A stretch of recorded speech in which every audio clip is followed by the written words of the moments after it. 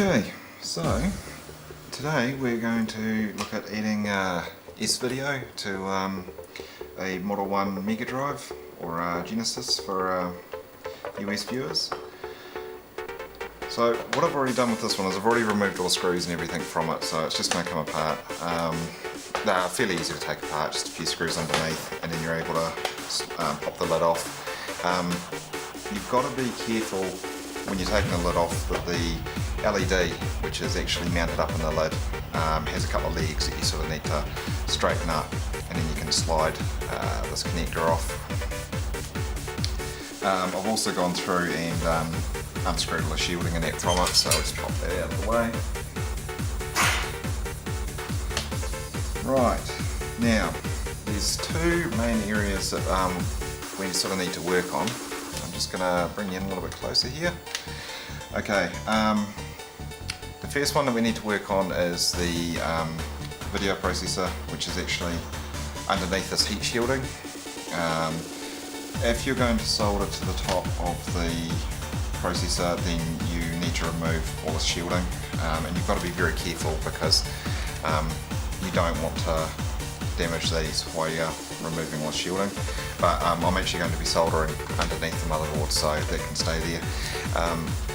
The other thing we're going to do is, a lot of people when they do this modification, they tap into the sound from the headphone jack.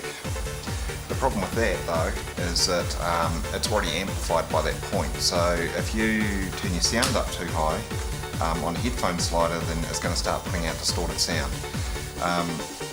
So what I've chosen to do, and what I usually do for these, is I actually tap straight into the sound chip, and that way it comes out as an unamplified version of it, like a line out if you will. So that way if you're going to plug this into your stereo on that, it's nice and clean, and you can use the amplifier in your stereo to do all the hard work. So the sound processor, if you find your headphone jack, is actually right here, just next to the power switch. Now I have seen on the net, although I haven't seen any myself, where apparently sometimes these chips are missing or it's slightly different, and that's why it's always important to sort of know, especially if you're going to be looking on Google or looking at some other tutorials and that, to get some help as to what version motherboard you have. In this particular one, it's marked here, so you can see if I just pop in a little bit closer, right there. So this is a power motherboard, and this is version 4. There's heaps of different versions of these motherboards, they're all slightly different. The biggest and most important difference is sometimes they use different video processors in them, so the pins and the way I'm going to be wiring this up may not apply, so just check that out. This particular machine has one of the Sony encoders in it, and I'm not sure if it's just under here, and if you're looking carefully, you won't be able to see it properly on the camera there, but if you're looking carefully, you actually be able to see Sony and the model number printed on top of it, and you can actually check that before you start if you don't want to remove all this. So as I said before, I've already removed the screws of this motherboard, so I'll be able to lift this out. What you do need to be careful of is there's a screw hidden underneath the headphone socket, so you need to lift that out, and you'll find a screw in under there, so make sure you remove that. And also on the rear of the board, you need to pop this AC input out. Just very carefully lift it out, and just like with the MegaDrive toes, you've got to sort of make sure that the back end is lifted out first, because you don't want to get your gamepad connectors caught up in the plastic, because it is, well, they're getting quite old now, and it'll be, you don't want to break. Okay, so just next to our volume slider here, you will find this little wee Sony chip. This is our sound processor that we're going to be soldering to, and what we need to solder to is pins 1 and pin 8 to get our left and right sound out. I'm not going to grab a ground from anywhere near there at the moment, because later on when I do the S-video mod, I'm going to bring a ground through from that, and these machines all use a common ground, so your composite video, your left and right audio can all share the same ground, and and that's fine, it's not a problem. Whenever you're working with cable, make sure that when you've got your bare wires splayed out like this, that you just give them a bit of a twist so that they're all going to join together and hold up together. Because what you'll find will happen when you go to solder them is that they'll push out and sort of go all over. Okay, so looking at a chip, if you can see down here, there's a little wee indentation. That always indicates where pin 1 is. And for the Sony chip that we're going to be using here, we need to solder to pins 1 and pin 8 to get our line level output.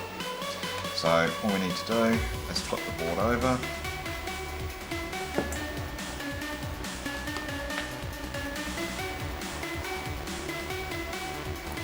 This is looking at the bottom of it. So we've got pin 1 is here and pin 8 is down the other end. It's there.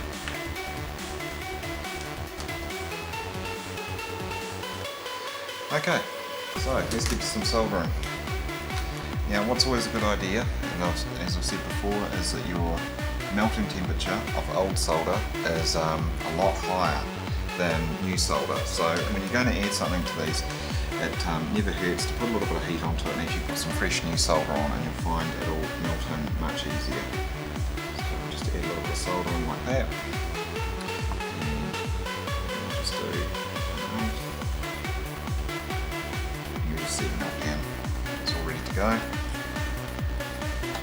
And with our wires, now they've all been sort of twisted up. It's also a good idea to quickly put the solder onto them, which is called tinning them.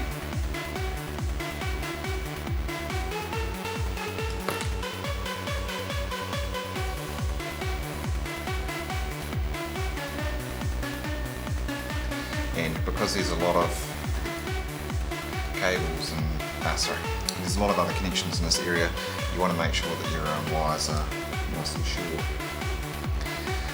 Okay, so I'm just soldering the wire.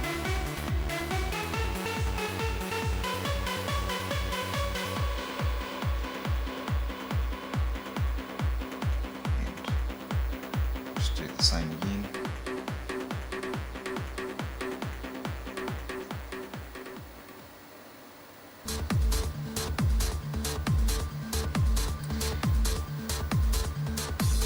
There we go, nice and easy. So that's our left and right audio, and now we just need to pick up our ground from the S-video mod that we'll do in a moment, and then we'll be hooking things up.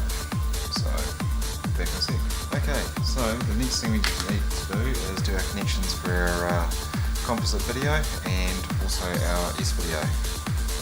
So this is just looking in underneath the heat shield, and you can see that the Sony chip's sitting in there. And to do this mod, we need to tap into pins 20 for the composite video, and we need to tap into pin 16 and pin 15. We use 16 as our luma out and 15 as our chroma out. So all you need to do is find that chip, and then if you actually look carefully, you can just see it. Pin 1 is actually marked for you there, and just like the audio chip, you'll see that there's a little indentation in here as well to give you a hand. Then you just need to flip it over and find pins 20, 15 and 16 on the bottom of the chip and solder onto those. So we'll flip it over and find it. So counting along, 13, 14, 15 is what we use for our chroma. So we'll just solder that onto there. And pin 16 is what we're going to use for our luma. So just slide this along a little bit.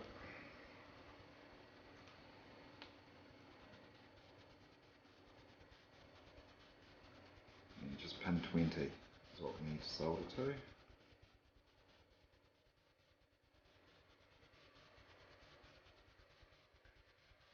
So all we need to do is just pick somewhere nice and convenient and just add a bit of solder to it so it's nice and easy to solder to, and You see it? So I'm just going to pick somewhere in a strip because it's nice and easy.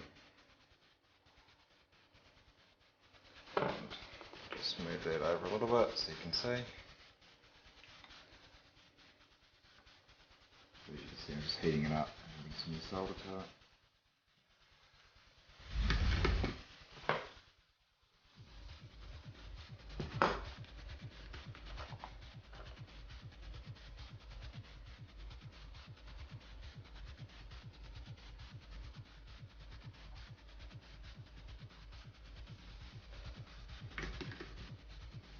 And there we go.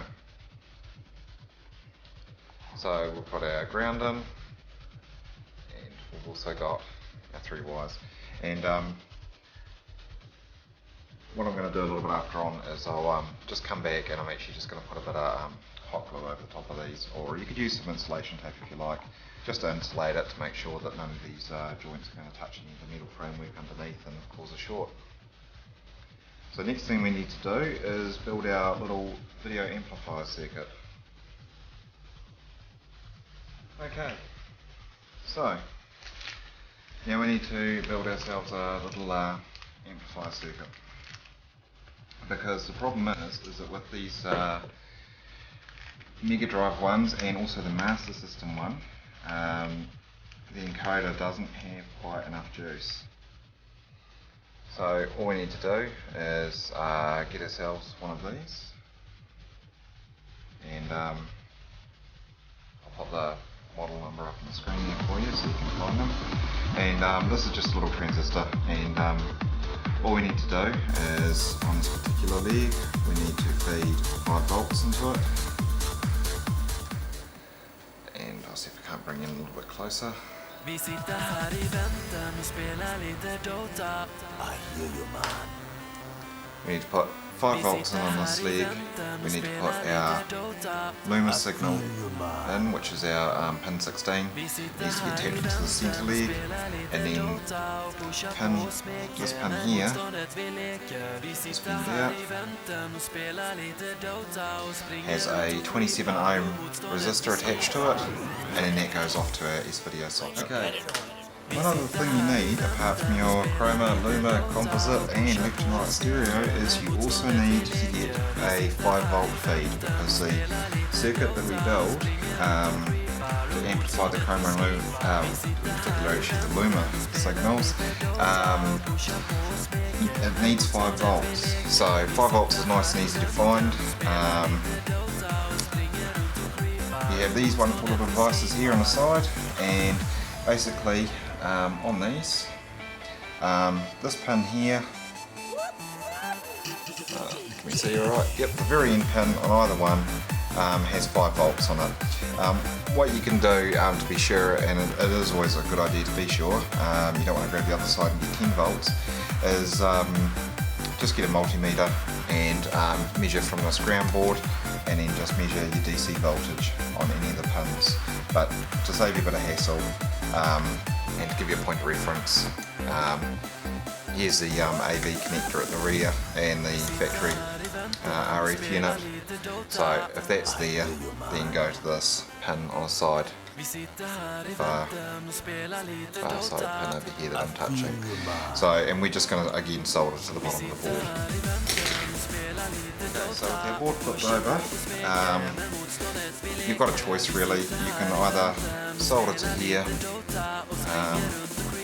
or you can solder to this one here as well. And as a point of reference, as you can just see in the edge of the picture there, it's not far away from where we've just been soldering onto the video chip for our Chroma, Luma and Composite. Okay, so again, I'm just going to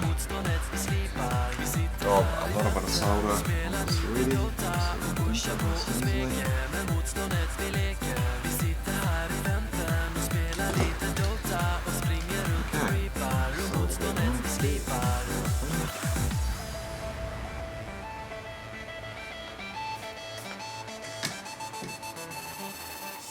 Right, and that's ready to go.